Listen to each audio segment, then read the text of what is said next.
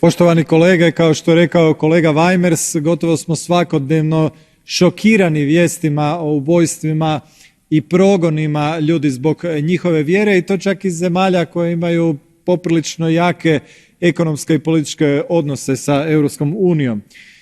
Vjera značajno pa i ključno oblikuje identitet mnogih ljudi, a pravo na slobodno ispovijedanje vjere jedno je od osnovnih postulata ljudskih prava među najvećim civilizacijskim dostignućima europskog kontinenta. Europskoj komisiji je trebalo 2 godine da imenuje osobu na upražnjeno mjesto posebnog izaslanika za slobodu vjeroispovijesti i vjerskih uvjerenja i to je komisija učinila ljetos, no imenovani dužnosnik je napustio ovo mjesto već koncem ljeta zbog odlaska na drugu dužnost i sad je već nekoliko mjeseci to mjesto opet upražnjeno.